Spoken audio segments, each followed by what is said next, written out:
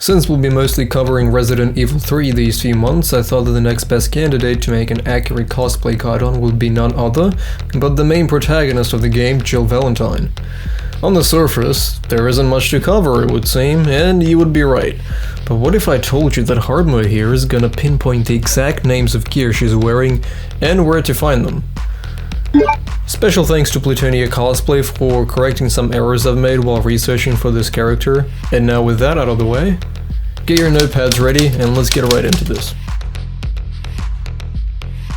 Alright, let's start off with the holster. The shoulder holster she's wearing is the Galco Miami Classic shoulder holster in a black configuration. It is easily identifiable by the magazine pouch design on the sides. Now, this holster is pretty easy to find. The only problem is, as it usually goes with these things, is the price. If the price throws you off, I suggest checking out eBay, as you can save around $100 or so that way. If you're to get the holster, get the one compatible with the Glock, as it's the primary firearm she uses in the game. A little side note, in the game itself, her holster that she uses seems to be the Galco Classic Light 2 line, as it seems. And by that I mean the holster specifically, not the actual shoulder system. The reason I'm pointing this out is because in the game, she uses a holster that looks exactly like it's from the Classic Light 2 line, as you can see here in the images. Though the Classic 2 line usually comes in just the brown configuration instead of the black one. So it might be the blend of both designs. It can also be the case that the Galco Miami Classic line also has this universal type holster just like the Classic Light 2 line, though I wasn't able to find the universal option on their website. It is possible that Capcom just combined the two designs into one, though if I'm wrong, just correct me in the comments. As far as I know, the flashlight on her holster is completely made up. Though I did find an accurate replica made by Carlos Spoon. You can check him out on Instagram if you want a fan-made reproduction of this flashlight. Now let's get down and identify all the goodies stacked on her belt. Attached to her leg is a universal drop leg holster. This particular model is the Condor Tornado Tactical Leg Holster in a black configuration. This holster is pretty cheap and you can get a new one in a black configuration for around $30 or so. If for whatever reason you can't get it, you can get a similar universal drop leg holster from AliExpress or Amazon. I will leave links to a bunch of them, and these things usually go for around $15 or $20 if you want to buy a reproduction. Up next is the radio, and just like Claire's from Resident Evil 2, it's the Baofeng UV5RE. It's an extremely common radio and plenty of people use them for their airsoft kits. They don't cost much at all either, somewhere around in the $60 range at most. Next up is the knife holster.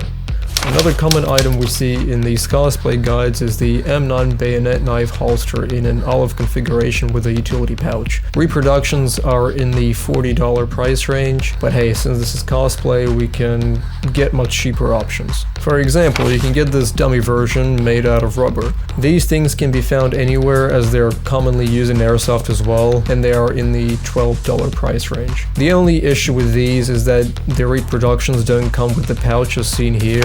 Other than that, they're pretty much identical, though I'll leave links to both options. The belt is a generic military belt with a Fast-X strap. As far as I know, it's the Condor TB002 tactical belt in a black configuration. You can find these for around $15 on Amazon. The pouch with the button here is pretty generic, but I did find this pouch from gals.com, which is dead similar. It's called the Uncle Mike Sentinel OC Mace pouch and it sells for $17. The other two pouches on her belt are also hard to pinpoint, but they seem to be handcuff pouches. And I found similar ones called the Authorities BO handcuff pouch. The RPD badge she has is something you gotta go to Etsy to get. And luckily there are plenty of options and they're usually not that expensive. You can expect them to be at around the $20 price range, and make sure that you get the version where the officer label is highlighted in red. Also keep in mind that the badge itself is connected to a clip covered in soid leather. Yeah, soid leather. The gloves are Black Hawk military gloves in a black configuration. These are really cheap. You can find them for around $15. I also happened to use these exact ones back in the day when I played airsoft, and those were the good days.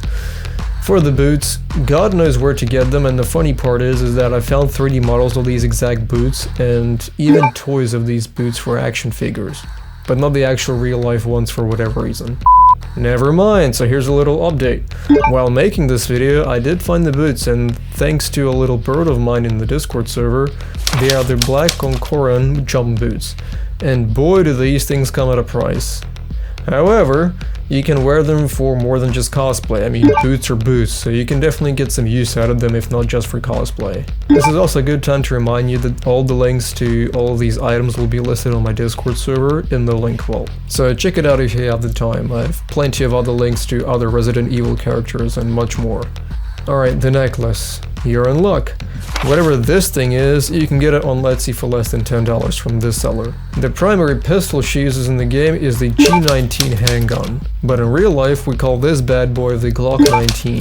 You can find a lot of toy handguns based on this model, plus there are plenty of airsoft versions of this gun if you want to be a bit more accurate. Last but not least, let's not forget about AliExpress. Here we can find Jill's entire outfit, and you can even buy the accessories separately. Because the last thing we need you to do is to buy jeans and a white t-shirt for your cosplays. As a cheap option, you can do that, but I will leave links to some higher quality versions of the same shirt and top on my Discord server. The materials are way better as well as the quality, since these are actually branded pieces of clothing and not some replica made for cosplay. Especially if you don't want to spend a lot of money on much more expensive pieces like the shoulder holster. And with that out of the way, let's take a look at some images of other cosplayers pulling off their Jill Valentine cosplay. You can use these images for reference.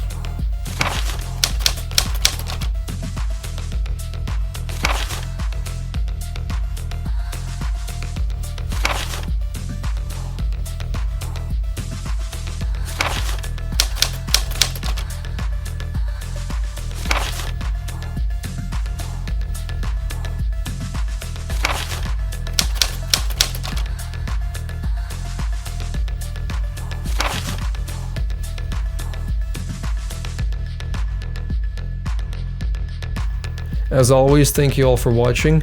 Consider checking out my other cosplay guides, as I have plenty, especially Resident Evil ones. And until next time, everyone.